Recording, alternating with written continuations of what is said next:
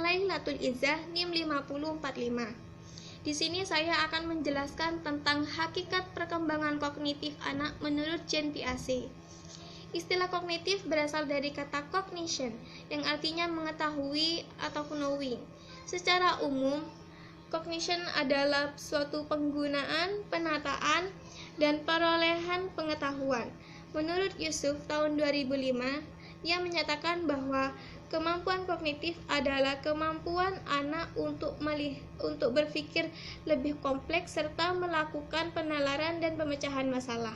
Nah, dari pengertian di atas dapat disimpulkan bahwa perkembangan kognitif anak usia dini adalah kemampuan anak untuk berpikir, perolehan pengetahuan, dan dapat mengelola informasi serta keterampilan untuk memahami apa yang terjadi di lingkungannya, sehingga anak itu mampu berpikir lebih kompleks serta mampu memecahkan masalah yang dihadapinya. Selanjutnya, karakteristik kognitif anak. Seperti yang kita ketahui bahwa setiap anak itu memiliki karakteristik yang berbeda-beda. Berikut ini beberapa karakteristik terkait dengan kognitif anak, yaitu karakteristik perkembangan kognitif anak usia 0 sampai 2 tahun. Pada usia ini, anak itu sudah mampu melihat cahaya dan mengikuti arah cahaya. Bisa menghitung maksimal 2-4 buah benda yang ia lihat, mampu mengikuti isyarat dan bicara orang dewasa, karena di usia ini pemikiran mereka itu sama dengan mengikuti atau mengkopi. Selanjutnya, karakteristik perkembangan kognitif anak usia 2-4 tahun.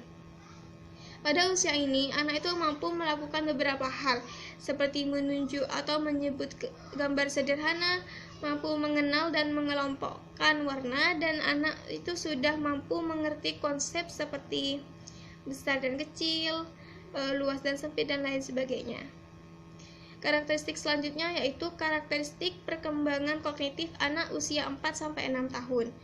Pada usia ini, anak itu sudah mampu, atau kemampuan kognitif anak itu semakin bertambah, seperti mengisi kata-kata atau kalimat yang belum terisi, dapat mengetahui fungsi benda dengan benar, bisa membaca cerita sederhana dengan suara lantang, dan sudah mampu membedakan mana yang bersifat fantasi ataupun realita.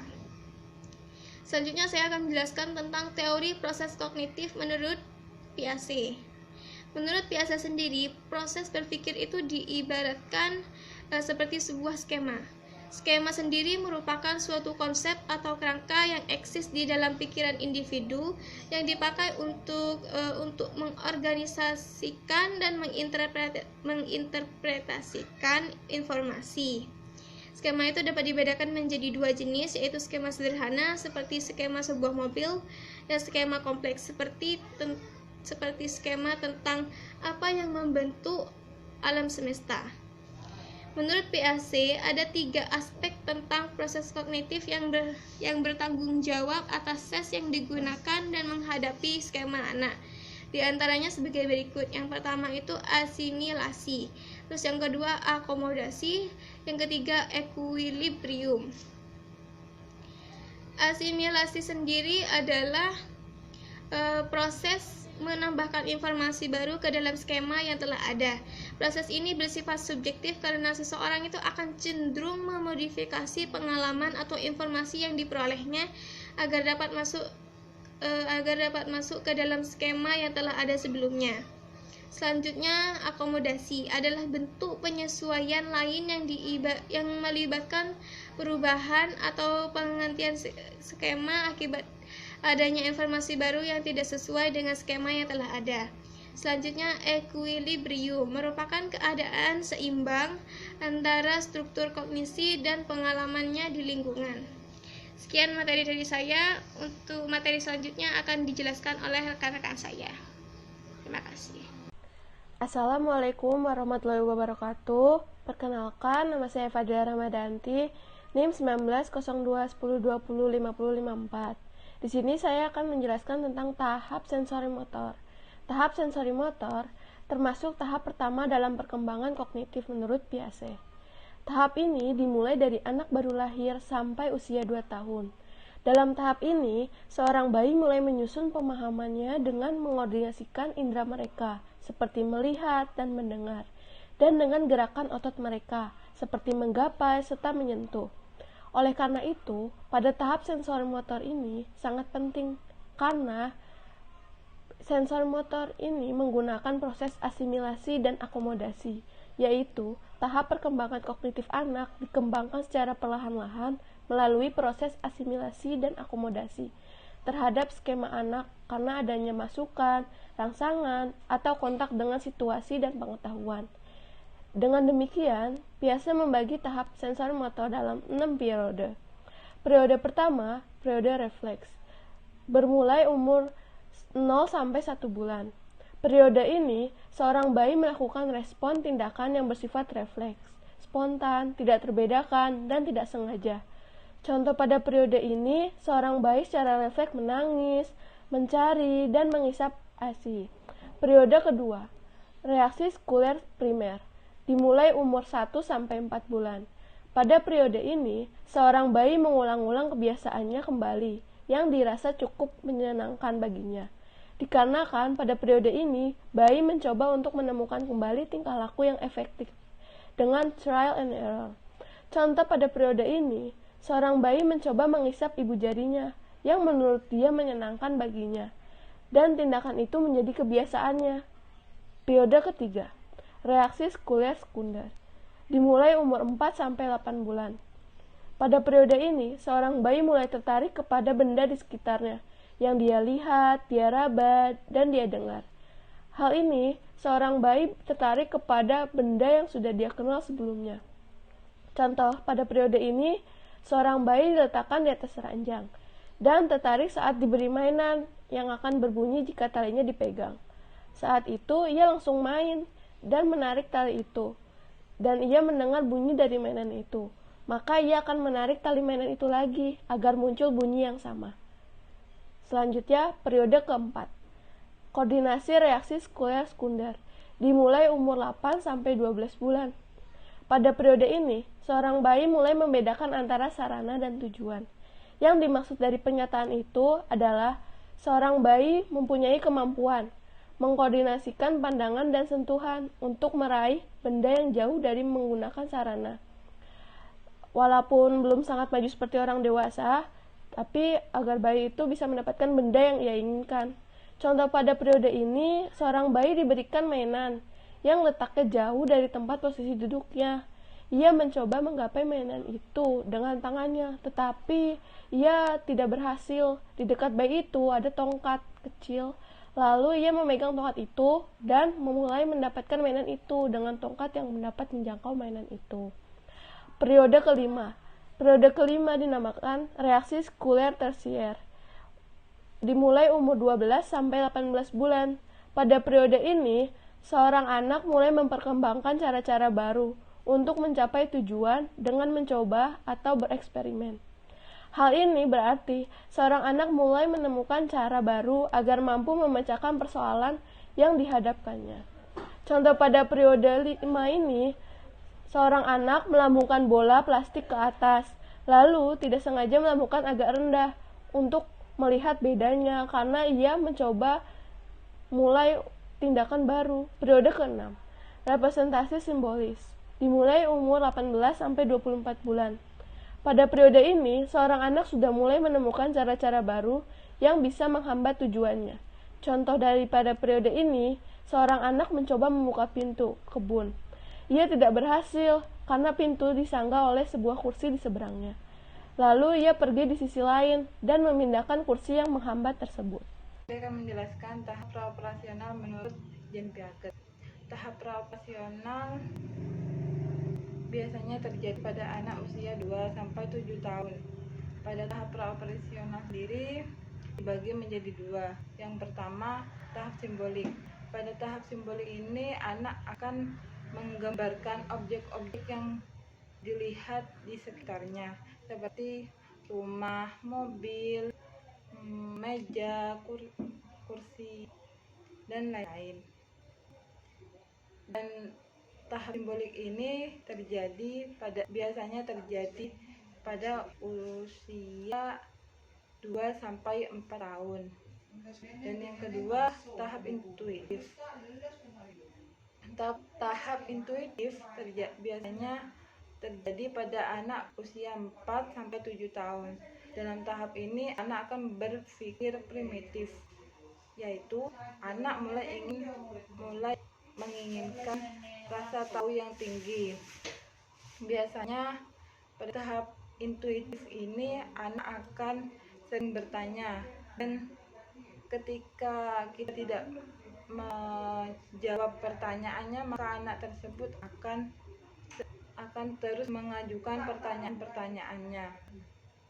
Pada tahap praoperasional sendiri memiliki kekurangan atau keterbatasan seperti egosentrisme, animisme, dan pemusatan. Pada egosentrisme biasanya anak memiliki ketidakmampuan membedakan antara perspektif dirinya dan perspektif orang lain. Dan pada animisme biasanya anak memiliki keyakinan pada benda mati, bahwa benda mati itu memiliki kualitasnya sendiri. Dan yang dimaksud dengan pemusatan yaitu memusatkan atensi pada sebuah karakteristik yang difokus. Saya akan menjelaskan tahap perkembangan operasi konkret. Operasi konkret merupakan sebuah aktivitas mental yang dipusatkan pada objek atau peristiwa yang nyata ataupun konkret yang bisa diukur. Operasi ini memungkinkannya untuk bisa memecahkan masalah secara logis. Tahapan operasi konkret ini ditandai dengan karakteristik yang menonjol bahwa segala sesuatu dipahami sebagaimana yang terlihat saja atau sebagaimana kenyataan yang sudah mereka alami. Menurut Piaget, ada 4 kemampuan dasar yang harus dirangsang pada anak prasekolah. Menurut Piaget, ada 4 kemampuan dasar yang harus dirangsang pada anak prasekolah, yaitu 1. Kemampuan transformasi, ialah perubahan bentuk bisa dikenalkan pada anak prasekolah melalui eksperimen sederhana, contohnya meniup balon.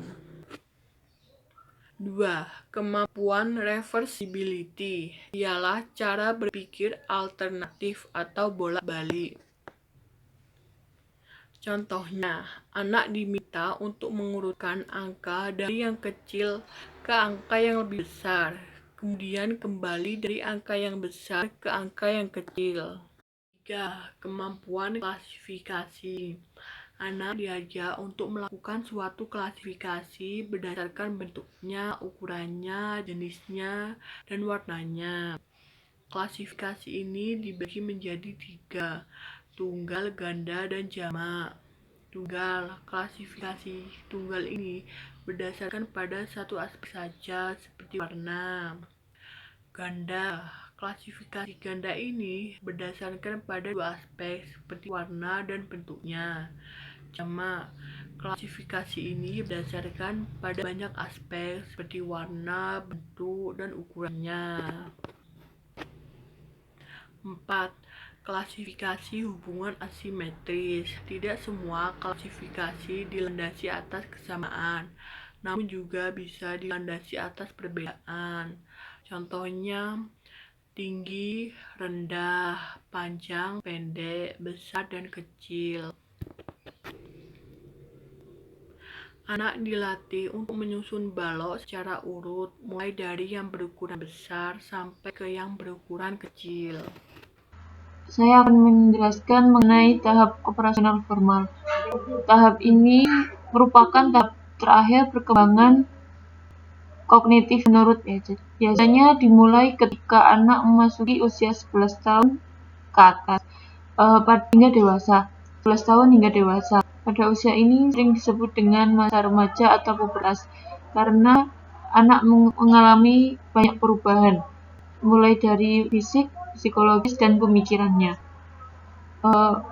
Ciri-ciri perkembangan operasional formal. Yang pertama yaitu abstrak. Pada tahap ini, remaja akan berpikir lebih abstrak dibandingkan ia ketika masa kanak-kanak. Mereka tidak lagi terbatas dengan pengalaman nyata atau konkret sebagai landasan berpikirnya. Namun mereka dapat membayangkan suatu kejadian atau peristiwa berupa kemungkinan hipotetis dan mencoba menyelesaikannya dengan pemikiran mereka sendiri. Maksudnya, mereka dapat berpikir, dapat membayangkan suatu kejadian atau peristiwa berupa kemungkinan, dan mereka mencoba menyelesaikan masalah tersebut sesuai dengan pemikiran mereka. Selanjutnya yaitu identitas. Remaja mulai berpikir ciri-ciri ideal bagi mereka sendiri dan orang lain, serta membandingkannya dengan orang lain dengan standar-standar tertentu. Contohnya berfantasi dengan masa depan dan menghayal sesuatu yang tidak dimilikinya. Contohnya, andaikan saya memiliki uang yang banyak, saya akan membeli semua sepatu di toko ini. Berfantasi di masa depan. Contohnya, nanti ketika aku sukses, aku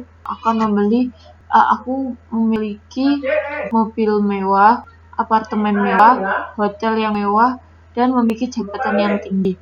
Selanjutnya yaitu logis. Remaja mulai berpikir logis, layaknya ilmuwan yang menyusun rencana-rencana untuk menyelesaikan masalah dan mengujinya secara sistematis.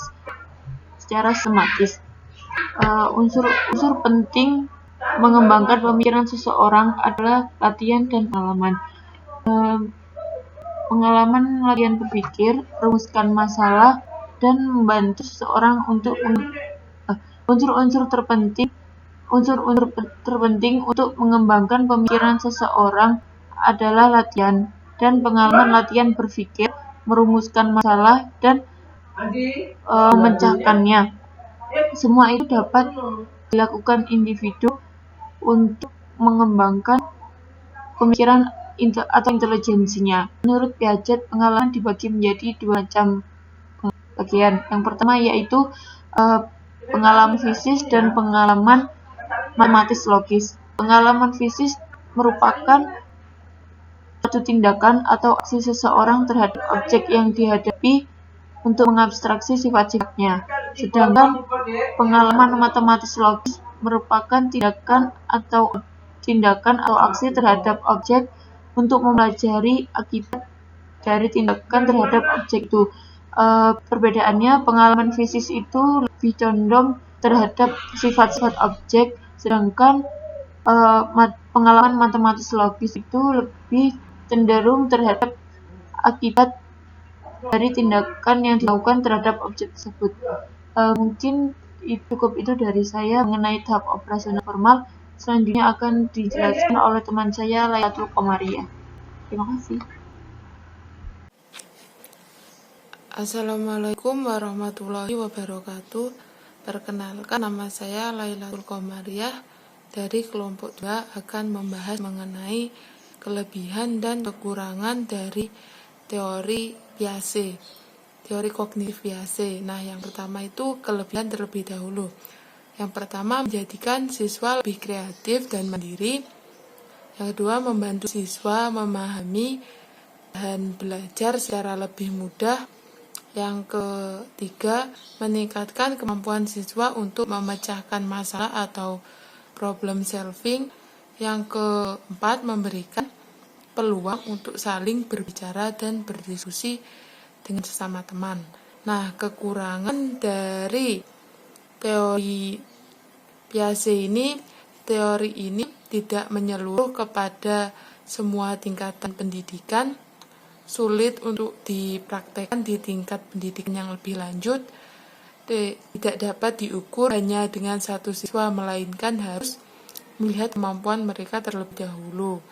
Yang keempat, siswa masih merasa sulit jika dihadapkan pada benda-benda atau peristiwa yang tidak ada hubungannya secara jelas dan konkret dengan realita.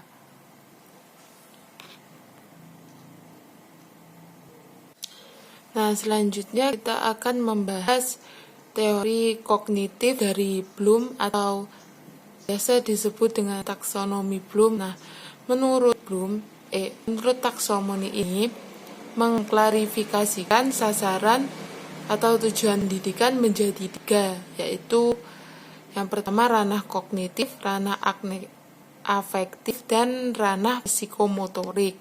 Dan setiap ranah tersebut dibagi kembali ke dalam pembagian yang lebih rinci. Kali ini kita akan membahas yang kognitif. Nah, menurut Bloom ini, ranah kognitif atau biasa disebut cognitive domain adalah segi kemampuan yang berkaitan dengan aspek-aspek pengetahuan, penalaran, atau pikiran. Bloom sendiri membagi ranah kognitif menjadi 6 kategori, yaitu yang pertama pengetahuan atau knowledge, yaitu ingatan akan hal-hal yang pernah dipelajari dan disimpan ke dalam ingatan. Kemudian akan digali lagi dan dikeluarkan di saat dalam bentuk definisi, fakta-fakta, atau gagasan. Yang kedua itu adalah pemahaman atau comprehension, yaitu kemampuan seseorang untuk menangkap makna atau arti tentang hal yang sedang dipelajari. Yang ketiga adalah penerapan atau application. Nah, ini adalah kemampuan untuk menerapkan suatu kaidah atau metode untuk menghadapi suatu kasus atau problem. Yang keempat yaitu analisis, yaitu kemampuan seseorang untuk memecahkan informasi yang kompleks menjadi bagian-bagian kecil dan mengaitkannya dengan informasi yang lain. Yang kelima itu ada sintetis atau sintetik, dalam bahasa Inggris sintesis, yaitu kemampuan untuk membentuk suatu kesatuan atau pola baru, bagian-bagian yang dihubungkan satu dengan yang lainnya. Yang keenam dan terakhir adalah evaluasi atau evaluation, yaitu kemampuan untuk memberikan penilaian terhadap suatu materi pembelajaran, argumen yang berkenaan dengan sesuatu yang diketahui, dipahami, dianalisis, dan diperhatikan. Kemampuan untuk membentuk suatu beberapa hal bersama dengan pertanggungjawaban berdasarkan kriteria tertentu. Misalnya, kemampuan menganalisis hasil karangan.